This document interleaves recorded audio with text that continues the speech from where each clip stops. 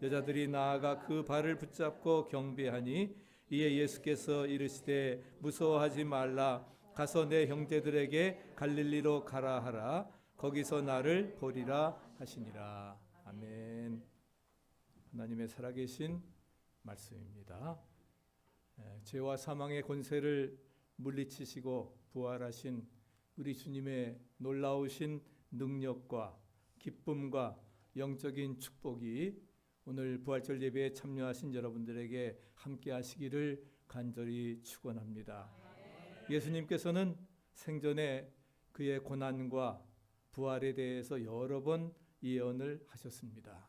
그리고 예언하신 대로 죽은 지 사흘째 되는 날 막달라 마리아와 다른 마리아가 예수님의 그 시신에 향유를 바르기 위해서 찾아갔을 때에 그들은 돌 위에 앉아있는 빛나는 천사의 모습을 보았습니다.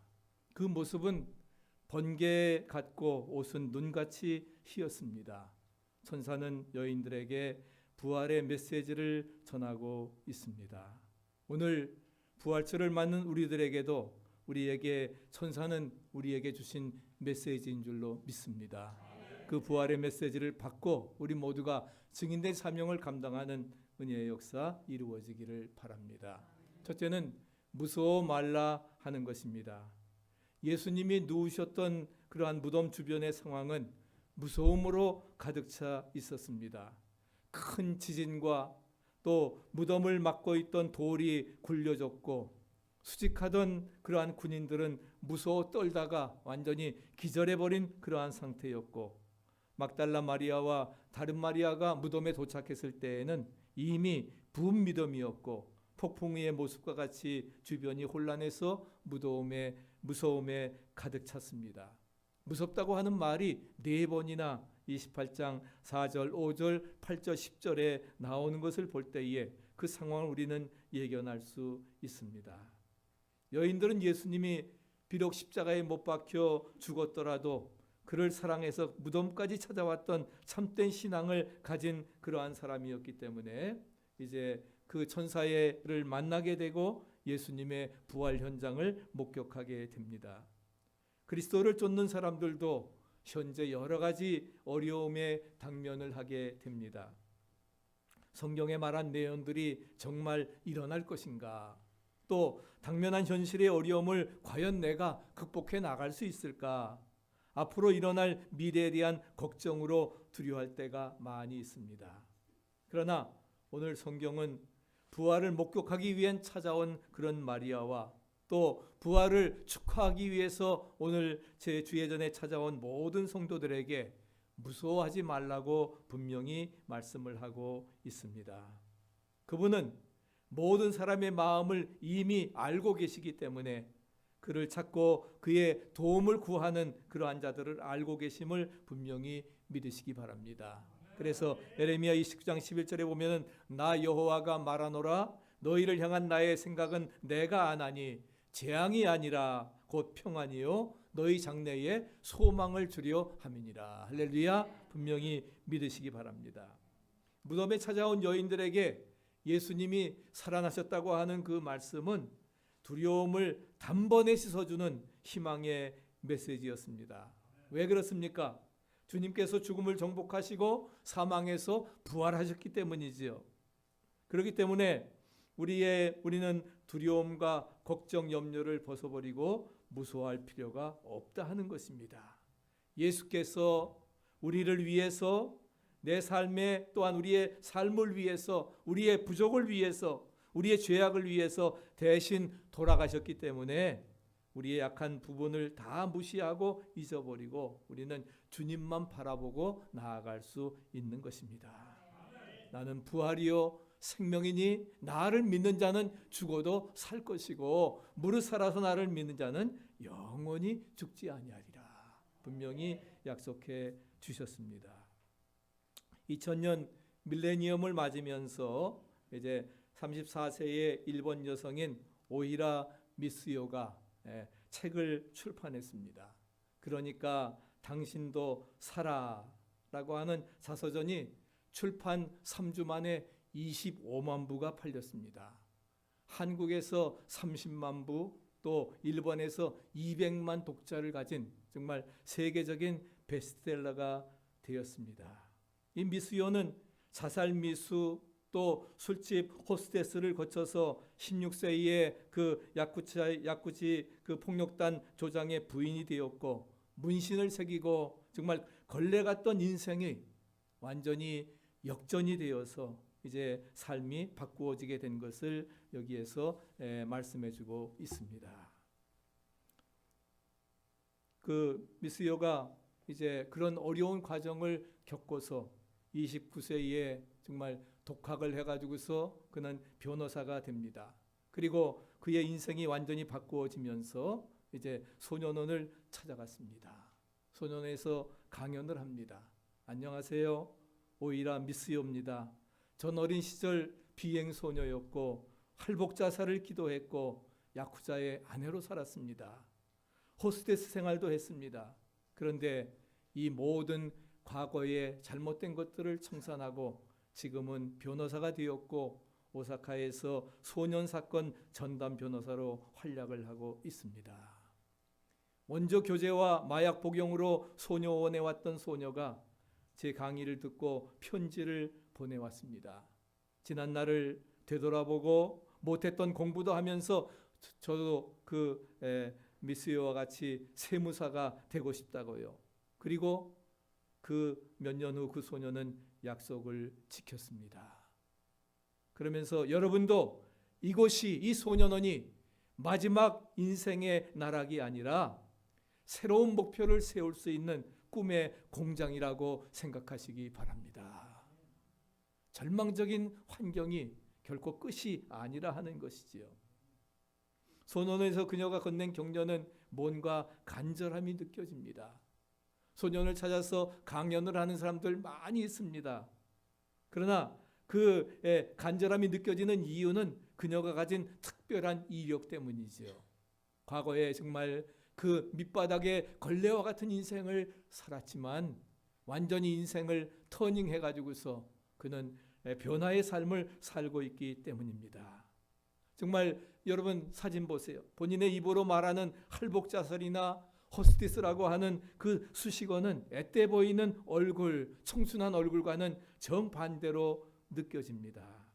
그런데 어떤 사연을 가지고 있기에 또 그녀가 자선을 통해서 들려주는 인생 이야기가 어떤 건가, 이런 것들이 사람들의 마음속에 크게 와닿게 되었습니다. 9장으로 되어져 있는데 괴롭힘, 자살미수, 내리막길, 밑바닥 인생, 그리고 새 출발부터 난관 돌파까지 마지막에는 후회의 그러한 장면을 말하면서 바로 제목도 뭐라고요? 명령조의 제목입니다. 그러니까 당신도 살아. 그러니까 당신도 살으라고. So can you? 당신도 살란 말이에요. 나도 이런 어려운 상황 속에서 내가 극복하고 이렇게 새로운 삶을 살게 되었는데 당신이 뭔데? 당신이 내가 얼마나 힘든지 알아? 그러니까 당신도 살라 하는 거예요. 죽으려고 하지 말고 죽으려고 하는 그 마음 있으면 그 마음 가지고 살라고 하는 것을, 명령조의 제목이 굉장히 독자들의 마음을 사로잡게 되었던 것입니다. 그리고 그는 계속 이어서 변호 생활하면서 2003년부터 5년까지는 오사카의 부시장의 그 역할도 감당을 하고, 그리고 여러 권의 책을 또 썼습니다. 그런 것들이 응원합니다. 당신의 재출발을. 당신은 혼자가 아니에요. 친구야, 너라면 이런 상황에서 어떻게 할래? 오늘을 산다. 사람 됨을 가르쳐라 하는 그러한 내용입니다. 2006년에 같은 변호사 남편을 만나서 재혼을 했고 같은 해 딸을 출산을 합니다. 그런데 이제 그 임신 도중에 의사가 이야기를 합니다. 아이가 좀 이상합니다. 그러면서 이제 그 다운 증후군으로 심장에 이상이 있습니다. 아이가 태어나더라도 금방 죽을 것입니다. 그리고 심장에 구멍이 2개가 되어졌고, 그런데 그래서 유산시키라고 하는 거예요. 그런데 자기가 과거의 죄값으로 인해서 이런 아이를 잉태하게 되었는데 이 아이를 그냥 죽일 수 없다 하는 겁니다. 죽더라도 내가 키우겠다. 그렇게 해서 태어나게 됐는데 태어나자마자 백혈병으로 태어나게 됐고 심장에는 구멍이 2개나 있습니다. 하루카 정말 그러면서 정말 그 아이를 붙잡고 눈물로 기도합니다. 하루카 꼭 살아줘. 엄마가 이렇게 두 손 모아서 간절히 기도할게. 제발 엄마의 기도를 들어주렴. 그 기도로 하루카는 기적적으로 살아나게 되었습니다. 그리고 다운 증후군 가진 그러한 딸을 결코 부끄러워하지 않았습니다. 자기의 과거에 그런 상처가 있지만은 그 아픔으로 이런 딸을 낳았지만 내가 그래도 기도하면서 이 딸을 훌륭히 키울 거야. 그래서 책도 내고 함께 방송에도 출연을 하고 바쁜 인생길에 여유로운 삶을 살게 해준 하나님이 자식에게 주신 큰 선물이라 생각하면서 지금은 이제 그 류코쿠 대학교 개건 교수로 있으면서 효고 산골 마을의 자연 속에서 남편과 함께 딸 하루카를 키우며 행복한 삶을 살고 있습니다. 아무리 우리의 상황이 어렵고 힘들다 할지라도 나도 극복한 것처럼 그러니까 당신도 살란 말이야. 당신도 살란 말이야. 우리의 상황이 무섭고 힘들고 어렵다 할지라도 그런 모든 상황을 극복하고 살아가라고 하는 마치 부활절에 우리에게 주시는 새로운 메시지라 생각되어집니다. 한번 여러분들 자녀들에게 일독을 권하고 여러분도 한번 그 책을 구입해서 읽으시기를 바랍니다. 그럴 때에 우리의 삶에 새로운 변화의 역사가 이루어지리라 믿습니다. 두 번째는 이제 살아나셨느니라 28장 6절에 말씀을 하고 있습니다. 천사는 두려움에 빠진 여인들에게 말합니다. 그가 여기 계시지 않고 그의 말씀하신 대로 살아나셨느니라. 와서 그의 누우셨던 그 자리를 보라고 말씀을 하고 있습니다. 지금 여기 계시지 아니하고 이미 살아나셨기 때문에 빈 무덤을 보고 예수님의 부활을 눈으로 직접 목격하고 확실히 믿으라고 하는 뜻입니다. 여러분, 예수님의 빈 무덤은 부활 사건은 빈 무덤을 보고 확인할 수 있는 역사적 사실임을 믿으시기 바랍니다.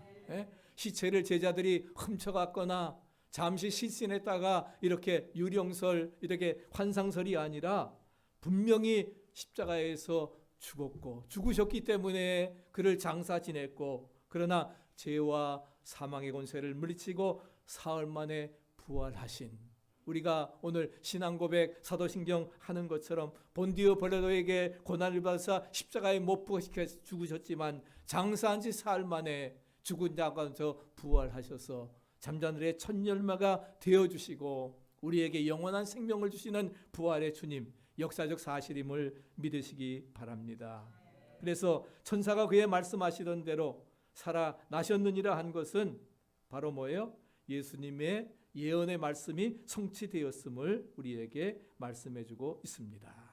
그러나 중요한 것은 그것을 우리가 영적으로 체험하고 믿음으로 받아들이는 게 중요하다는 거예요. 마음으로 믿어 의에 이르고 입으로 시인하여 구원에 이르느니라. 아무리 진리의 말씀이 있다 할지라도 그 진리의 말씀을 나에게 주시는 레마의 말씀으로 받아들이지 않으면 그건 생명의 말씀이 되지 않는다 하는 것이지요. 그리고 그것을 입으로 시인하고 그 말씀을 믿고 믿음으로 우리가 할 때에 그런 영적인 체험의 역사가 신념으로 확증되어지는 것입니다. 그래서 예수님의 부활에 대한 확신은 우리의 신앙을 1층 진보된 확신 있는 믿음으로 변화시켜 나감을 믿으시기 바랍니다. 모래 건조한 사막 속에서 발견되는 아나스타티카라고 하는 식물이 있습니다. 이 식물은 사진에 보시는 것처럼 꽃이 핀 다음에 잎사귀가 다 떨어지고 가지가 메말라서 죽은 것 같이 되어버리는데 놀라운 것은 습기가 닿게 되면은 수분이 닿게 되면은 즉시 잎사귀를 내밀어서 생명으로 소생하게 되는 것입니다. 그래서 우리가 아나스타티카를 이런 뛰어난 복원력 때문에 부활의 꽃이라고 부릅니다. 우리가 완전히 낭망해서 죽은 것 같고 비참한 환경으로 인해서 어려움에 처해 있다 할지라도 예수 그리스도의 생명의 메시지를 들으시기를 바랍니다.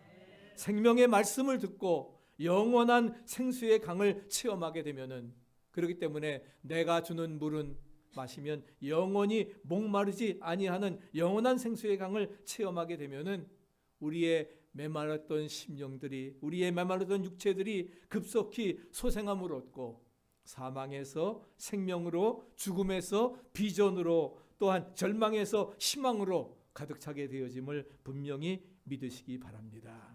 이것이 바로 예수 그리스도의 피로 구원을 받은 성도들의 특징입니다. 믿으십니까? 여러분도 정말 아나스타티카와 같이 우리의 삶이 예수님의 생명으로 접붙임되어질 때에, 생명수가 우리에게 뿌려질 때에 우리의 삶이 새롭게 복원되어지는 그런 기적의 역사가 나타날 수 있게 되기를 축복합니다.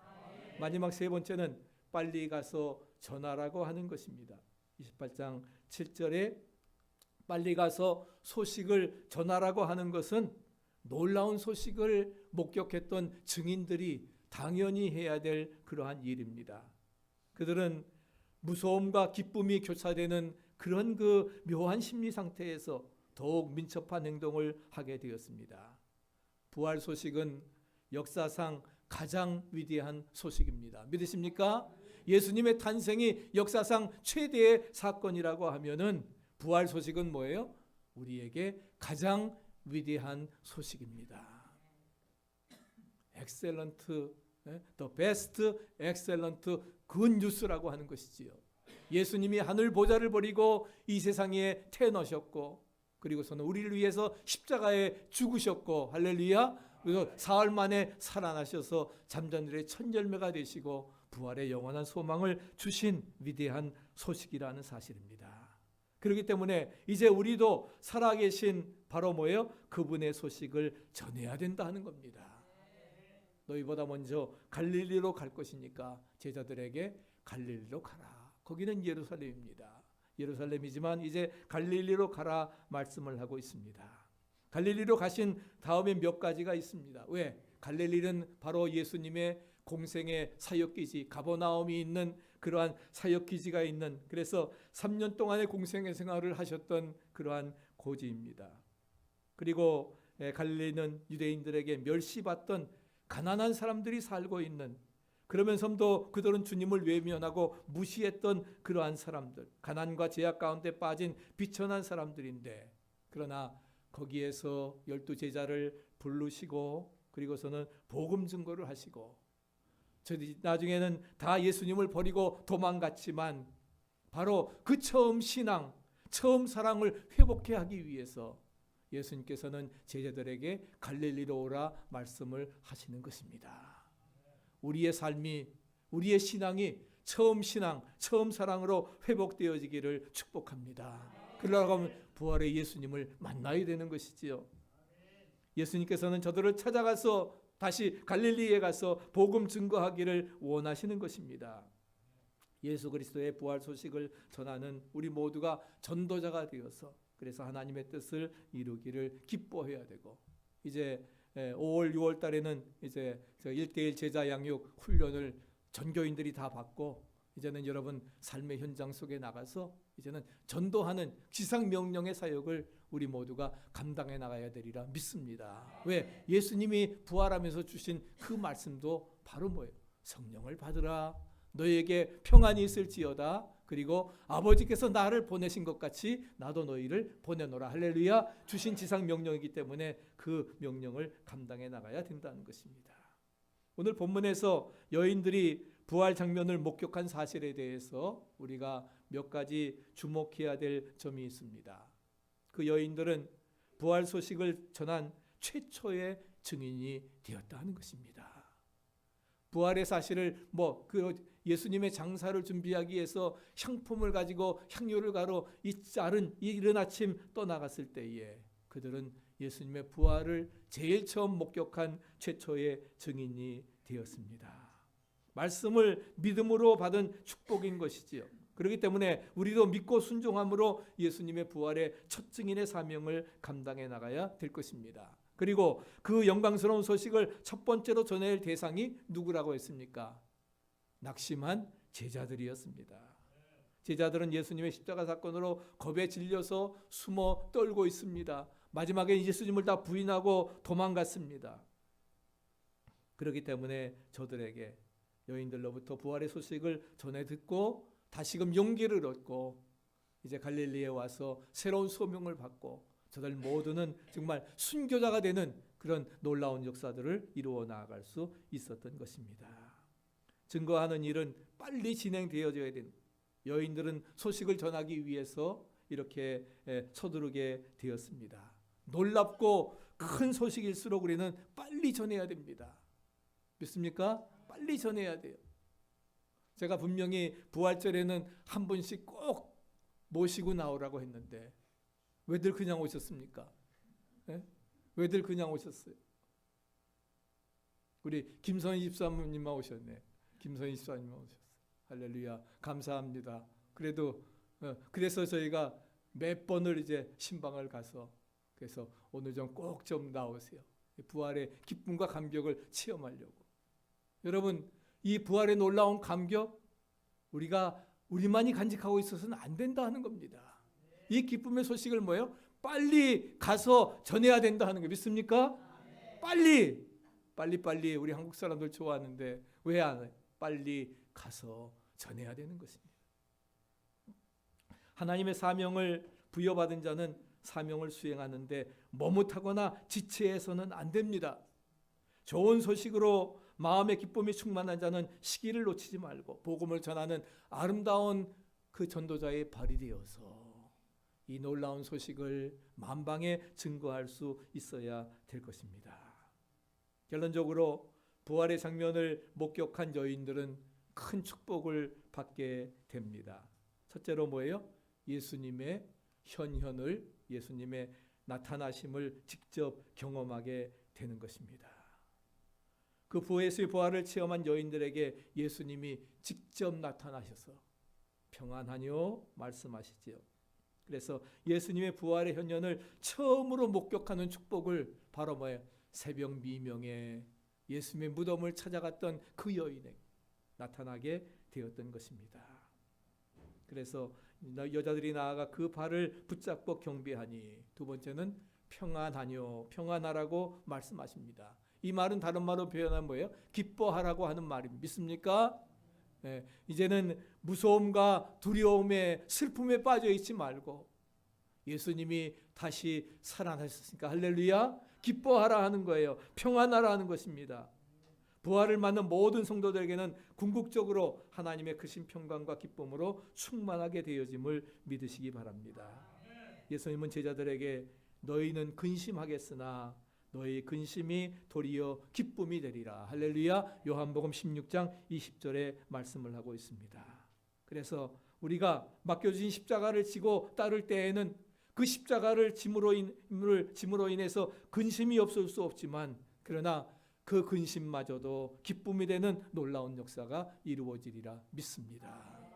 그래서 자기를 부정하고 내 몫의 십자가 지고 주와 함께 죽고 정과 역심을 복받고 죽을 때에 이제 내 안에 사는 것이 내가 아닌 그리스도가 나를 지배하는 하나님의 아들을 믿는 믿음 안에서 사는 놀라운 역사가 이루어지리라 믿습니다. 무서워 말라. 와서 그의 누우셨던 것을 보라. 너희는 빨리 가서 이 기쁨의 소식을, 부활의 소식을 전하라. 우리 모두가 부활의 증인자들로서 사명 감당하는, 그래서 2019년이 우리 인생의 부활전이 마치 요히라 미스요처럼 정말 완전히 우리의 삶이 새롭게 변화되어지고, 과거의 이전의 삶에서 완전히 탈바꿈해서 그리스도 안에 있으면 새로운 피조물이라. 이전 것은 지나갔으니 보라, 새 것이 new thing, 새 것이 된 새 new creation, 새로운 존재로서의 이제 부활의 승리의 삶을 살아가시기를 간절히 축복합니다. 159